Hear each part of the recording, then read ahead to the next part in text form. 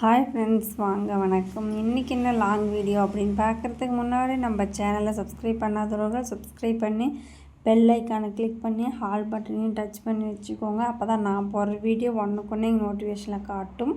வீடியோக்குள்ளார போகலாம். ஸ்கிப் பண்ணாத முழுசாக பாருங்கள். சுவையான கிராமத்து ஸ்டைல் வேலைக்கீரை பொரியல் எப்படி செய்கிறது அப்படின்னு தாங்க பார்க்க போகிறோம். வேலைக்கீரையை சமைக்கும் போது எங்கள் பாட்டி ஞாபகம் தான் வந்துருச்சு. எங்கள் பாட்டி வந்து இப்போ இல்லை. எங்களுக்கெல்லாம் வேலைக்கீரை நிறைய பறித்து சட்டியில் நல்லா வேக வச்சு தாளித்து கொடுப்பாங்க.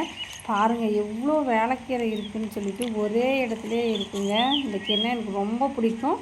நாங்கள் வந்து மகிழ் எழிலாம் நூடுல்ஸ் கீரை அப்படின்னு சொல்லுவோம். கீரை நல்லா தளன்னு நிறைய இருக்குது பாருங்கள் எந்த அளவுக்கு இருக்குது அப்படின்னு சொல்லிட்டு சரி பறித்து செய்யலாம் அப்படின்னு சொல்லிட்டு தான் பறிக்கிறதுக்கு வந்தோம். ஒரே இடத்துலையே இவ்வளோ கீரை இருக்குது பாருங்கள். இந்த மாதிரி நல்லா கொஞ்சம் காம்பு விட்டு கிள்ளி எடுத்துக்கலாங்க. ஓட்டை பூச்சி இந்த மாதிரி இருக்கும். நம்ம நல்ல கீரையாக பறித்து எடுத்துக்கலாம். பாருங்கள் ஒரே இடத்துலையே உக்காந்து பறிச்சாலும் நமக்கு நிறைய வேலைக்கீரை வந்துடுங்க. அந்த அளவுக்கு செடி வந்து பார்த்திங்களா இருந்திருக்கு பாருங்கள். நான் பறித்ததை பார்த்துட்டு அந்த ஒரு வாரம் ஃபுல்லாகவே எல்லாருமே வேலைக்கீரை எங்கள் வீட்லேயும் கொண்டு போய் சமைச்சாங்கங்க.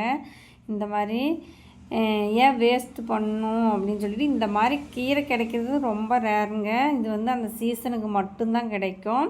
கீரை பறிச்சிட்டு வந்தாச்சு. இந்த மாதிரி கொஞ்சம் வாடின உடனே தாங்க அதில் இருக்கிற மண்ணெலாம் வந்து கொட்டுமா. எனக்கும் எங்கள் பாட்டி தான் சொன்னுச்சு. அதனால் இந்த மாதிரி நல்லா வாட விட்டுட்டு 2-3 டைமு தட்டி எடுத்துக்கலாம். ஏன்னா இந்த கீரையில் கொஞ்சம் பிசுப்பு இருக்கிறதுனால மண் இருக்கும். நல்லா இவ்வளோ கீரை பறிச்சிட்டு வந்துட்டேங்க. எனக்கு தேவையான அளவு கூட கொஞ்சம் எச்சாவே பறிச்சிட்டு வந்துட்டேன். ஏன்னா இது வந்து அது அப்பப்போ கிடைக்கிற கீரை இல்லை, சீசனுக்கு கிடைக்கிற கீரை அப்படின்றனால கேஸ் அடுப்பு பற்ற வச்சுக்கிட்டு மண்சட்டியில் வந்து தேவையான அளவு தண்ணி வச்சுங்க. இப்போ வந்து புளி கரைசல் நமக்கு இந்த கீரைக்கு தேவை. புளி கரைசல் ஊற்றினா தான் கீரை வந்து நல்லா விரைச்சி வெந்து வரும். புளி ஊற்றலை அப்படின்னா குழஞ்சி போயிடுமா என்னன்னு தெரில. ஆனால் புளி ஊற்றி தான் வந்து இந்த கீரை வந்து வேக வைப்பாங்க. நம்ம அந்த தண்ணியிலே நல்லா புளியும் ஊற்றிக்கலாம்.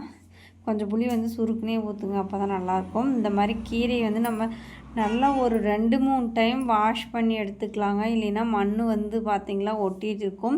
நான் மேக்ஸிமம் எந்த கீரையாக இருந்தாலும் ஒரு 4 டைம்னாச்சும் அலசி எடுத்துருவேன். அதான் மீறி 5 டைம் கூட ஃபுல்லாக நல்லா அலசி எடுத்துருவேன். ஏன்னா சின்ன மண் இருந்துச்சுன்னா மறக்குன்னு நல்லாவே இருக்காது. நம்ம இவ்வளோ தூரம் கஷ்டப்பட்டு செஞ்சுமே வேஸ்ட் ஆயிரும். கீரையே பாருங்கள் எவ்வளோ ஃப்ரெஷ்ஷாக இருக்குது அப்படின்னு சொல்லிட்டு பார்த்திங்களா. இப்போ வந்து ஒலை காஞ்சிடுச்சுங்க. இப்போ ஒலை காஞ்சதும் நம்ம கீரை போட்டு நல்லா அதுக்கு தேவையான அளவு உப்பு போட்டு வேக வச்சு எடுத்துக்கலாம். நான் வந்து மண் சட்டியில் தாங்க செஞ்சுருக்கேன். விறகடுப்பில் கூட பற்ற வச்சுருக்கலாம். அது என்னமோ விறகடுப்பில் பற்ற வச்சா ஏறு வேலைக்கு லேட் ஆயிரும் அப்படின்றதுனால கேஸ் அடுப்புலையே பற்ற வச்சு போட்டுக்கிட்டுங்க. இப்போ வந்து தேவையான அளவு உப்பு போட்டு 3/4 பதம் வெந்ததும் உப்பு போட்டுட்டு அப்புறம் நல்லா வேக வச்சாதான் உப்பு வந்து கீரைக்கெல்லாம் ஏறும். நல்லா இந்த மாதிரி கீரையை நல்லா புழிஞ்சி வடிகட்டிட்டு புழிஞ்சி இந்த மாதிரி உதிரியே பண்ணி விட்டுக்கலாங்க.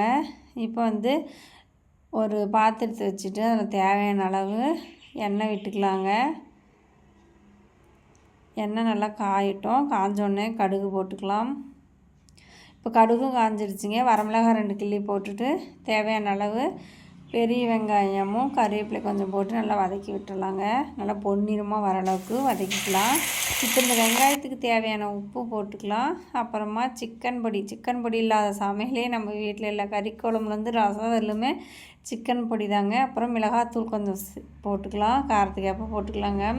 இப்போ வந்து நம்ம புளிஞ்சு உதிரி பண்ணி வச்சுருந்த கீரை போட்டு நல்லா கிளறி எடுத்துக்கலாங்க. தேங்காய் போட்டாலும் நல்லா தான் இருக்கும். தேங்காய் போடுறத விட அப்படியே சாப்பிட்டா தான் நல்லா சூப்பராக இருக்குங்க.